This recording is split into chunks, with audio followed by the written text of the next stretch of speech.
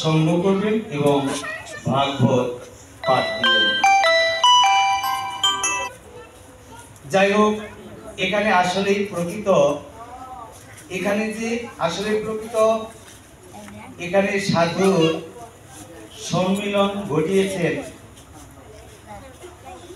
আমাদের পরম ভক্ত সুবলচন্দ্র দাস।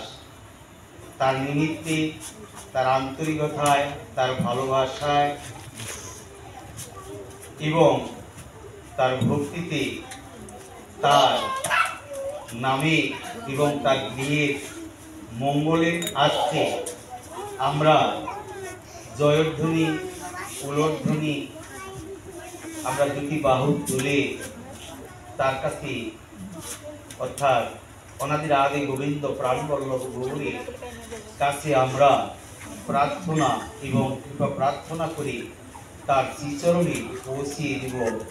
আমাদের ভক্ত সুবলদা যেন গোবিন্দের শ্রীচরণ প্রাপ্ত হতে পারে এবং সাধুগুরু বৈষ্ণবের সঙ্গ করতে পারে। এইরকম ভাবে যেন প্রতি বৎসর তিনি সাধুগুরু বৈষ্ণবের সঙ্গ করে একত্রিত হয়ে কৃষ্ণ কথা, গৌর কথা ভক্ত মাঝে শোনাতে পারেন এবং নিজেও আস্বাদন করতে পারেন। আমরা জয়ধ্বনি এবং প্রধ্বনি আগে করে নেব নাকি? হরে কৃষ্ণ, জয় জয় শ্রী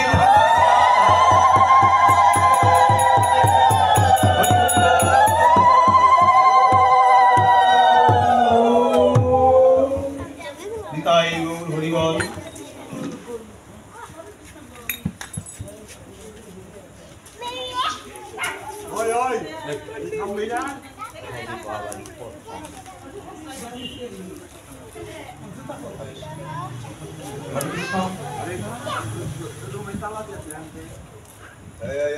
হরে কৃষ্ণ। আসলে কৃষ্ণ কথা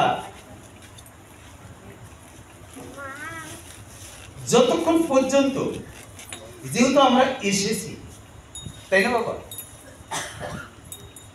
সাধুগুরু বৈষ্ণব এর সঙ্গ করব, এই তো এই আশা আকাঙ্ক্ষা নিয়ে, ভালোবাসা নিয়ে আমরা একত্রিত হয়েছি। তাই আমরা যতক্ষণ পর্যন্ত থাকবো এখানে যেন কানাকানি, কর্ণপাত যেন আমরা প্রবেশ না করাতে পারি এবং কৃষ্ণ কথা, গৌর কথা আস্বাদন করে। আসলে তো প্রকৃত বাবা, বাজে কানে তো বাজে না, বাজার মতো কান না থাকলে কখনোই কৃষ্ণ কথা, গৌর কথা কর্ণে প্রবেশ করানো যায় না, তাই না? তাই এখানে একটি টিকায় এখানে বলে গেছি,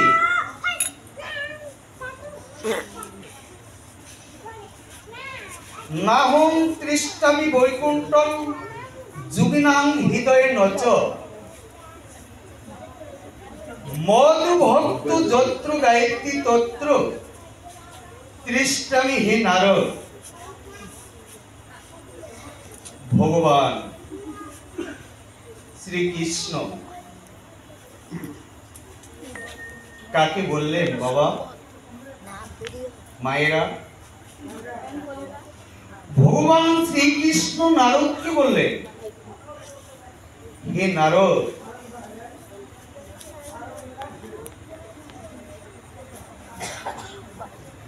আমি বৈকুণ্ঠে বাস করি না, যোগীদের হৃদয়েও বাস করি না, আমি মর্তে থাকি না, পাতালে থাকি না,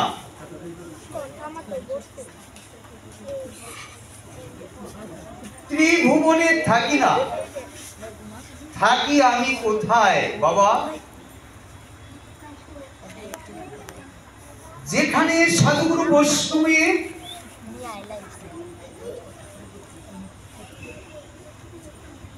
আগমন, সেখানে আমি হে নারদ একাই উপস্থিতি হইনি। আমি শ্রীমতী রাধা সহ বিরাজ করিয়া থাকি।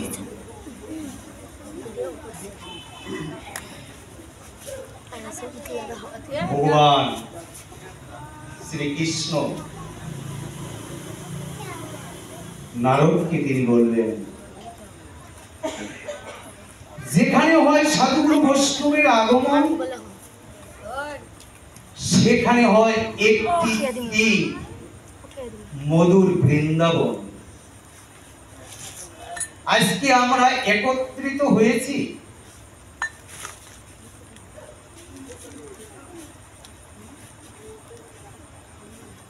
সাধুগুরু বৈষ্ণব অর্থাৎ এখানে বৃন্দাবন ধামে উপস্থিতি হয়েছি। যতক্ষণ পর্যন্ত এই বৃন্দাবনে আমরা থাকব, গৌর গোবিন্দের লীলা কথা আস্বাদন যেন করিতে পারি এবং ভক্তিকে যেন করাতে পারি, তবে হয়তোবা আমার বলার কিছু সার্থকতা হবে, আর নচেত হবে না বাবা। আমার বলারও কিছু সার্থকতা হবে, আর এখানে সাধুগুরু বৈষ্ণব যে এসেছেন গৌর গোবিন্দের লীলা আস্বাদন শ্রবণ করবেন, তাদেরও কিছু ফল হয়ে যাবে, হবে না তা না। নিতাই গৌর হরিবল।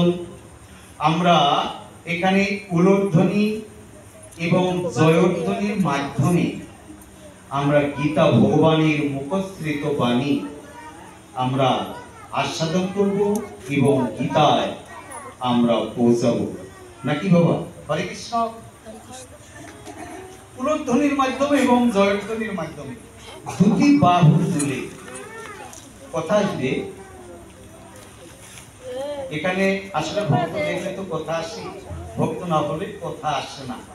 এখানে টিকাই বলছেন যে ভক্তের অধীন রাধা কান্ত না পায় সে প্রেমের অন্ত, স্বতন্ত্র হয় পরতন্ত্র প্রেমের কেমন গঠন, হলো না শ্রীকৃষ্ণ ভজন আর কি হবে মানব জনম, ভবে এলাম অকারণ করলাম ভূতের পূজন। তাই না? আমরা যেভাবে সংসার করেছি, আসলে কি সংসার করেছি? না, সংসার সার করিনি, সংসার করছি, যেমন সং খেলছি। আজ যে ভগবান আমাদের আদি গোবিন্দের প্রাণ করলো, গৌর হরির চরণে অর্পণ করে দিয়ে গোবিন্দ সেবায় নিয়োজিত আছে, সেই বস্তু কখনোই আপনাদের হয়েছে, আমার কখনোই গোবিন্দের সেবা হলো না, সার বস্তুকে সেটা করতে পারলাম না। তাই গৌর হরিবল। তাই দুটি বাহু তুলে আমরা জয়ধ্বনির মাধ্যমে আমরা গীতায় প্রবেশ করব। অনেক কথাই আমি বলার চেষ্টা করব, আপনাদের যতক্ষণ পর্যন্ত আমাকে বলাবেন ততক্ষণ পর্যন্ত আমি বলার চেষ্টা করব। জয় নিতাই, জয় গৌর হরি, জয় রাধেশ্যাম, জয় জয় শ্রী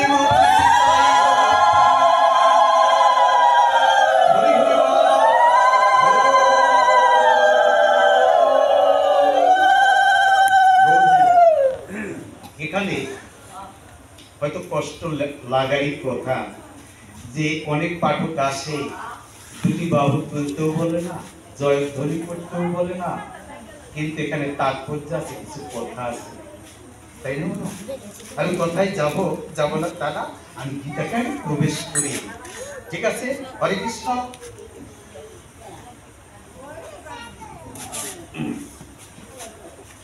নবম অধ্যায় রাজভোজ্য যোগ 22 নম্বর শ্লোক। হরে কৃষ্ণ। মায়েদের এবং শিশুদের বাবাদের আমি চরণ ধরে বলছি, যতক্ষণ পর্যন্ত পাঠ কীর্তন আদি হবে ততক্ষণ পর্যন্ত যেন অপরাধ অপরাধের কিন্তু বাবা শেষ নেই। একজনকে আঘাত করলাম তাতেই অপরাধ তা নয়, একজনের সেবা দিলাম না তাতেই অপরাধ তা নয়। কৃষ্ণ কথা শুনতে এসেও যেন অপরাধ আমরা না করি, তাই না? অপরাধ কেমন? একই অপরে একজন ভক্ত কৃষ্ণ কথা শ্রবণ করছেন এবং মনোযোগ সহকারে তিনি আস্বাদন করছেন। সে যদি কোনো ভক্ত আনমনা বলে একটু দৃষ্টিপাত করে, সে ভক্তের যে একটু কষ্ট হয়ে যায়, কৃষ্ণ কথা ব্যাঘাত ঘটে যায়, সেটাও একটি অপরাধ। নিতাই গৌর হরি বল। এ ধরনের অপরাধী যেন আমরা না করি। নিতাই গৌর হরি বল। এই যার যার ভালো না লাগে কাইতে বড় অনন্য চিন্তয় মামি যে জনা পজুই উপাস্যতে তেষাং নিত্য অভিযুক্তানাং যোগক্ষেম বহামি বহং অহং। নিতাই গৌর হরি বল। কিন্তু যে অনন্য ভাবে মনে চিন্তা করে, সে একান্ত হইয়া শুধু আমাকে স্মরণ করে, সেই নিত্য যুক্ত ভক্ত আমারও সে প্রিয়।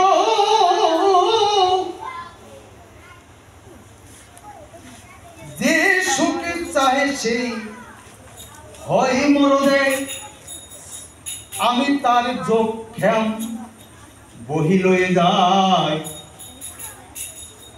আমা বিনায় অন্য তার কোনো চিন্তা নাই। সুন্দর একটি কথা, তাই না? অর্থাৎ একান্ত ভাবে চিত্রকে যেন আমি গোবিন্দের শ্রীচরণে অর্পণ করে দিই, আমি গোবিন্দের শ্রীচরণে যেন অর্পণ করে দিতে পারি। তার একমাত্র কামনা, একমাত্র বাসনা তার অনাদি আদি গোবিন্দের শ্রীচরণ। তাই বলছেন, ভক্তি আমার যে অতি প্রিয়। আমি অনেক টাকা আছে, পয়সা আছে, কোটি কোটি টাকার মালিক, আপনি ভক্ত সেবার আয়োজন করেছেন, ভক্ত সেবা দিচ্ছেন, আর মনে মনে ভাবছেন যে আমি অনেক টাকার মালিক, আমি আজকে 5,000 10,000 ভক্তর আয়োজন করেছি, আমি ভক্ত সেবা দিতে চলছি। এমন ভাবে একে অপরের সঙ্গে আলাপন করছেন। দাদা, কালকে আমার গৃহে বৈষ্ণব সেবা অনেক বড় আয়োজন করেছি, 5,000 এর মতো ভক্ত সেবা হয়ে যাবে, কিন্তু আপনার নিমন্ত্রণ, কিন্তু তাকে নিমন্ত্রণ করলেন বটে, কিন্তু আপনার একটু অহমিকা ভাব এসে গেল। কেমন অহমিকা ভাব? যে ওই যে কথাটা বললেন না, যে অনেক বড় আয়োজন করেছি, 5,000 ভক্ত সেবা দিব, কিন্তু আপনি টাকা খরচ করলেন, ভক্ত সেবা দিলেন, কিন্তু দোনাবোধায় দুধের মধ্যে যদি 1 ফোঁটা গোচনা পড়ে, সে দুধ কি আর ঠিক থাকতে পারে বাবা? থাকার কথা নয়। তন্ত্র অহমিকার ভাগ কারণে তিনি ভক্ত সেবার্থনে বঞ্চিত হয়ে গেলেন। যে তোমার যে অহমিকা ভাব, যে আত্ম অহংকার, মান অভিমান, আমি তোমার সেবা কখনো ফিরেও চাই দেখিনি। আর হরে কৃষ্ণ, কি সমস্যা হয়েছে?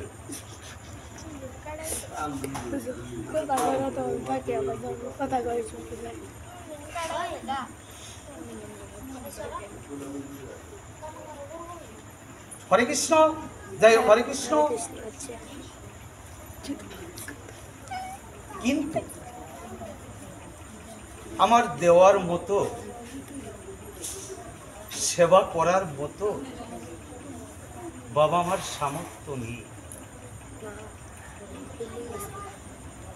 আমি কি দিয়ে আমি এই গরিবের সেবায় লাগাবো? আমার তো দেওয়ার মতো সামর্থ্য নেই। আমি কি দিয়ে তোমার পূজা লাগবো?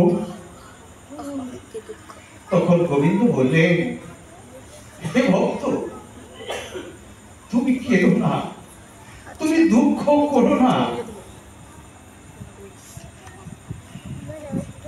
তোমার দেওয়ার মধ্যে আর আমার নেওয়ার মধ্যে যেন প্রেম প্রীতি ভালোবাসা থাকে। প্রেম প্রীতি ভালোবাসা কি? তুমি 1 গ্লাস জল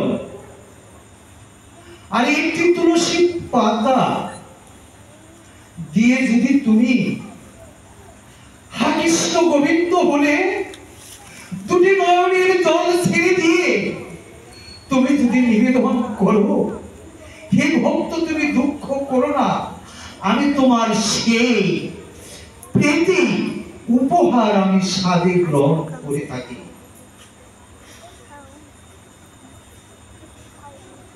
তাই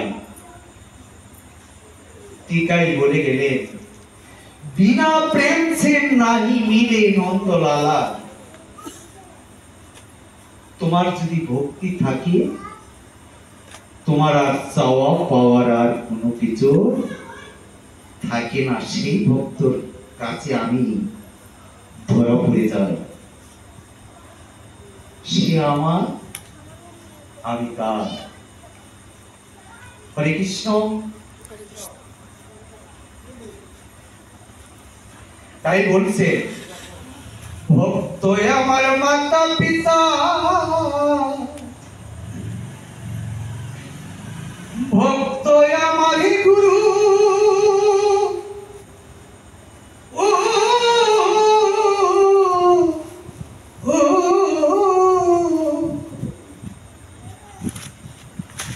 ভক্ত জনায়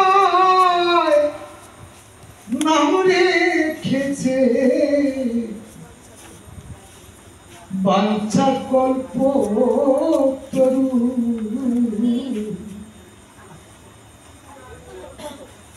আমার ভক্তের হাতে প্রেমের ডুরি,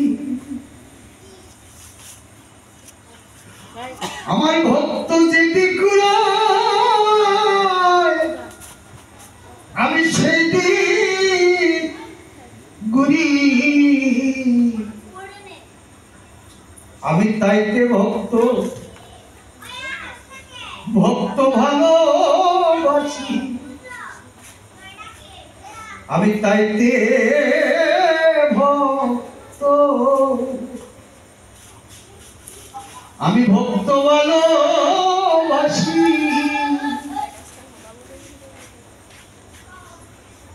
ভক্ত খাওয়াইলে খাই, না খাওয়াইলে উপবাসী। আমি তাইতে ভক্ত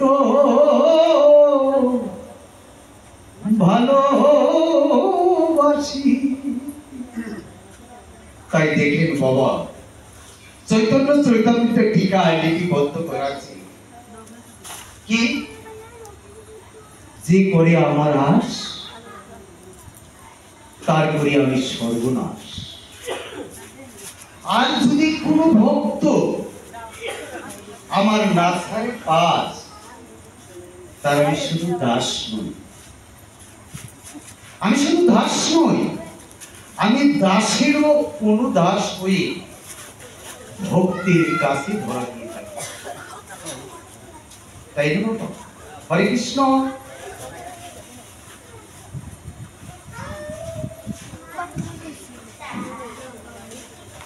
তাই অনন্য চিত্রে আমার চিন্তায় মগ্ন হয়ে পরিপূর্ণ ভক্তি সহকারী যারা সর্বদাই আমার উপাসনা করেন, তাদের সমস্ত অপ্রাপ্ত বস্তু আমি বহন করেও থাকি। তাই না? কে বললেন? ভগবান শ্রীকৃষ্ণ। কেমন ভাবে সেবা দিতে হবে? ত্রিলোদূপী শুনি চেন তরুরূপী সহি সোনা, অমানিরা মানলেন কীর্তনিয়া সদা হরি। যেরকম গাছের উপরে যদি কোনো ভক্ত চরণ স্পর্শ করে, সেই ঘাসগুলি নিম্ন গতিতে শুয়ে পড়ে, তাই না বাবা? হ্যাঁ।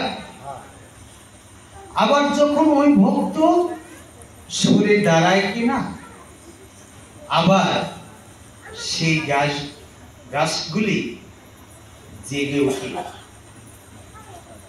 আস্তে আস্তে ওঠে না?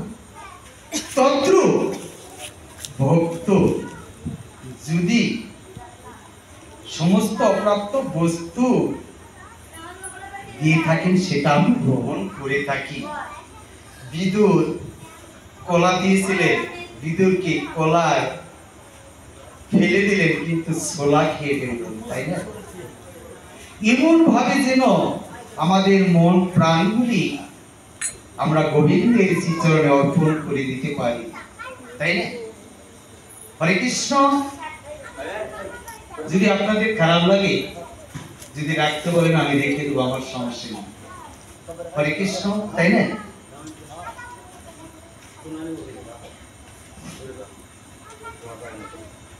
যিনি কৃষ্ণ ভাবনা ছাড়া এক মুহূর্ত থাকতে পারেন না, দেখেন ভক্ত, সাধু, বৈষ্ণব। একজন বৈষ্ণব বা একজন সাধু রাস্তা দিয়ে চলে যাচ্ছে, আবার আরেকজন ভক্ত চলে আসছে, উভয়ের সঙ্গে দেখা হলো, কিন্তু কথা হলো না। কেন কথা হলো না? আমি কণ্ঠে মালা ধারণ করেছি, দাদুর সঙ্গে তিলকও ধারণ করেছি,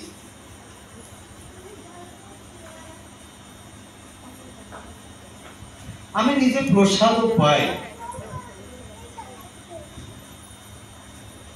কিন্তু সাধু চলে যাচ্ছেন, আরেক সাধু চলে আসছেন, কিন্তু তার কণ্ঠে তুলসী মালা নেই, দাদুর সঙ্গে তিলক নেই, কিন্তু সেও সনাতন ধর্ম অবলম্বী। আর সাধু যে চলছেন, সেও সনাতন ধর্ম অবলম্বী। কিন্তু সাধুর একটু অহংকার এসে গেল যে আমি যে সাধু,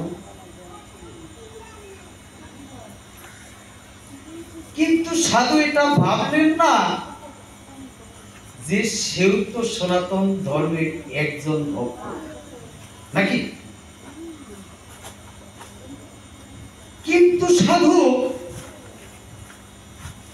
তাকে দেখে বললেন না, বাবা হরে কৃষ্ণ কেমন আছো, নাকি?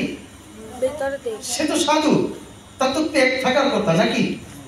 সে সাধু না, তাকে নৈতিক দায়িত্ব একমাত্র সাধু, কিন্তু সাধু তিনি বললেন না কৃষ্ণ কথা। তাই এই সাধুর অহমিকা ভাব হলো, তাহলে কি সেই সাধু হলো? হলো না। কিন্তু সাধু যদি ভাবতেন যে আমি যদি একদিন, দুদিন, 3 দিন আমি ওকে কৃষ্ণ কথা বললাম, একদিনও বললাম, সে হরে কৃষ্ণ বলল না, বা রাধে